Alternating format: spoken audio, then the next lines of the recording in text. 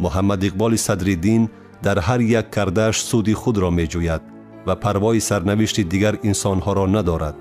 او مومن برادر مومن گفته آنها را فریب می دهد، مبلغهایشان را می گیرد و همچون یک واعظ دین در این صورت برایش حرام بودن مال مؤمن را انکار می کند. چرا چنین است؟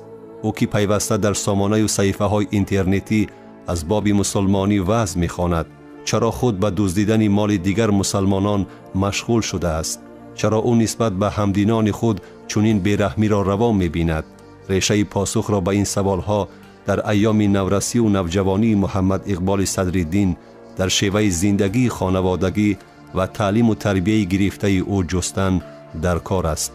بزرگان علم و ادب بیهوده نگفتند که تا مرد سخن نگفته باشد عیب و هنرش نهفته باشد.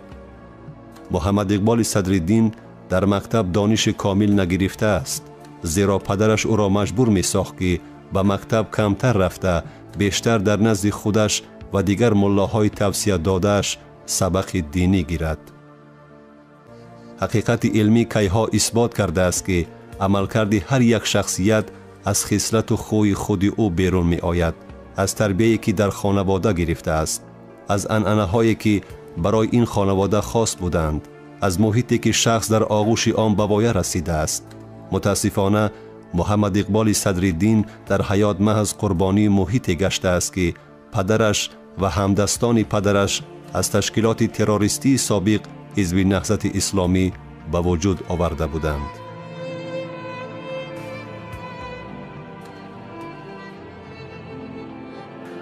همه چیز در زندگی متوازن است.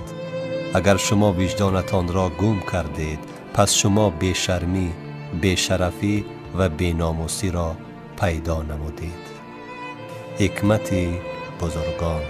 میگم که خیریه ها همه در دست پدر همه بود، در دست ملا قلندر.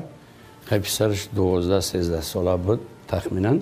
همون حالت ده ملا شریف گفتگی آدم میآوند برای تعلیم دینی که همین ملا شریف همین بچه ما را درس بده، تعلیم بده. بعد وقتی که در همونجا در پیش ملا شریف این محمد اقبال درس میخونه و تعلیم دینی میگیره، بعد این محمد اقبال قماندان ها پول میتن ملا شریف میگیرن 5-6 ماه قریب تا 1 ساله را تجاوز میکنن در همون خانه همون قماندان ها با دیگر قماندان های همون افغان. بعد از طرفی بگم که تاجیک ها و افغان ها همین چیز آوازه میکنن. بعضی قماندان های ما قماندان های تاجیکی چی میکنن؟ پیشنهاد میکنن که اجازه دید ما میریم با زوری میزنیم میگیریم بچه را. او چه حق داره که بچه را نمیته؟ من نه که از طرف راهبریت نهضت اجازه نمیشه که ما خودمون در طرف تاجیکستان جا نداریم. از اونجا مثال گیریم که با جنگ و با جنجال اومدگیم. امروز اگر ما خطی و جنگ جنجال سر کنیم این جنگ برای با جا نمیم. مسئول بود در صلیب سرخ برای تقسیمات و گرفتن و تقسیمات کردن همون بگیم که خیریه ها و کمک ها خیلی جمع کردگی پول داشت است. با ای طرفی راهبریت نهضت دستگیریش میکنن. بعد همو چند پول قطعی ای دست قماندان غلام همو بچه محمد اقبال میخره.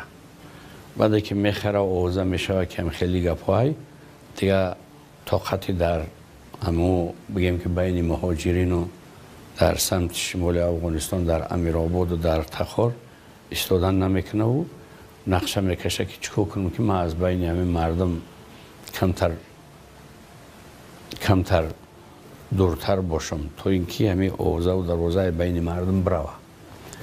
بعد آنها مصلحت میکنن میگن در هرات مو نماینده فرض مثلا یعنی دفتری همین نهضت اسلامی را نداریم. در چند اطراف و گوشه های افغانستان و خارج از افغانستان داشتن نکی اونجا نداشتن. بعد میگن این ملا قلندر بسیار چی داره، یعنی تجربه داره، میتونه که در همون هرات هم یک دفتر بکشه و برای کمکایی که برای نهضت در کاره از او صلیب سرخ هم با زیادتر این فایده بیاره. بعد چند خودش داشته با یاردمش میکنن از طرف نهضت برای اوجا اجاره بگی یگان اتاق خوب و همین دفتر نهضت بکشه. بعد این بچهش میگیره قطعی خودش دیگر نمیمونه اینجا که آموخته با دیگه اوغنوی که اگون کس دیگه بابای اخلاقی بعد ایرا چی نکنه گفته. بعد میگیره محمد اقبال میره و امو چی انا هرات. بعد در هرات چند وقت زندگی میکنن با این بچه را با گفته امو مردم که میگریخت است، پدر اطاعت نمیکرد است، میرفت از هر سو با همو موقع ها و جایی را که همین خیلی اخلاق های بد در اوجا انجام میشوه همونجا را میافت است، میرفت است، همین کارا را با انجام دادنی میشه و انجام میته. پدرش بعد عذابش میته.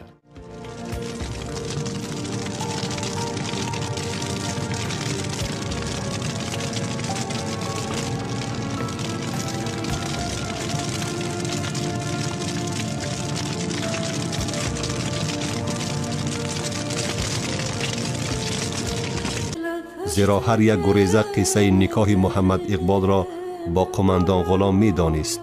خرد و کلان، زن و مرد هم در بین گریزگان و هم ساکنان افغانستان در این باره می گفتند و ملا قلندر و پسرش محمد اقبال را با انگشت نشان می دادند و او روز اهل عائله‌اش را گرفته به هرات می گریزد. ولی آیا می توان از بی‌شرفی فرار کرد؟ محمد اقبال نورس اساسی ترین مقدسات مردی را از دست داده بود، ناموس را.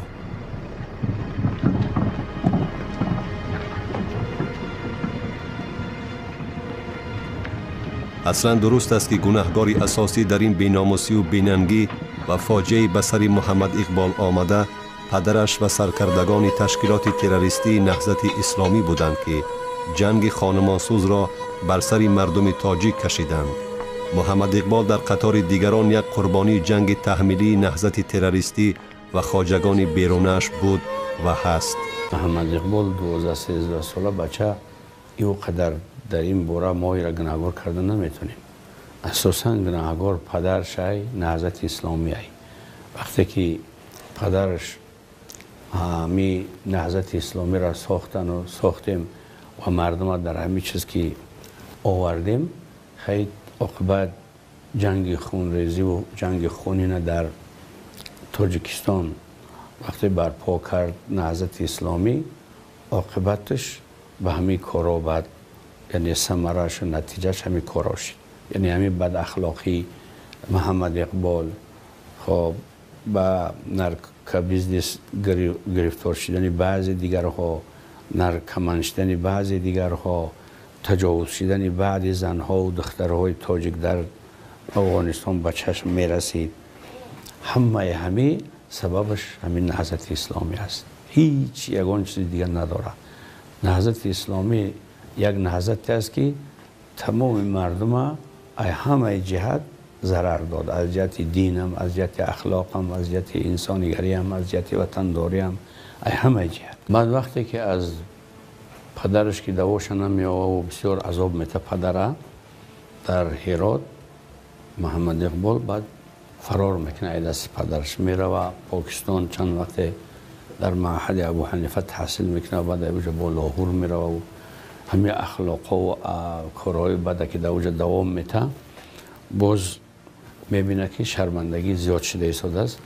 با یون نگاه نکرده اوجا بعد به طرف امارات متحده به طرف دبی فرار میکنه. با اهل عائله‌اش به هرات کوچ بست. یعنی خواست از نظر جامعه و مردم خودی آبرو ریخته و پسر ناموس باخته‌اش را پنهان کند.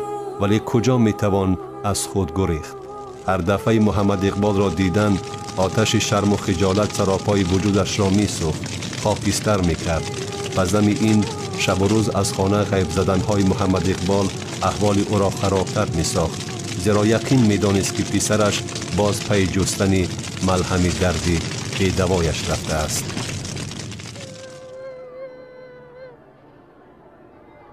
ملا قلندر دیگر صبر و تحمل را از دست داده بود و روی راست بد اخلاقی های محمد اقبال را روبرویش می گفت. او را در تمام شرمندگی های خود در بین جامعه گناهکار می کرد. او اندیشه نمی کرد و اعتراف کردنی نبود که محض خودش و دیگر سرکردگان تشکیلات تروریستی سابق حزب نهضت اسلامی این روزهای پر از تحقیر، حقارت و حماقت، بی‌ناموسی و بدبختی را به سر محمد اقبال و ده ها نفر جوانان مثل او آوردند. طور روند حادثه های بعدی نشان دادند محمد اقبال پدرش را نبخشید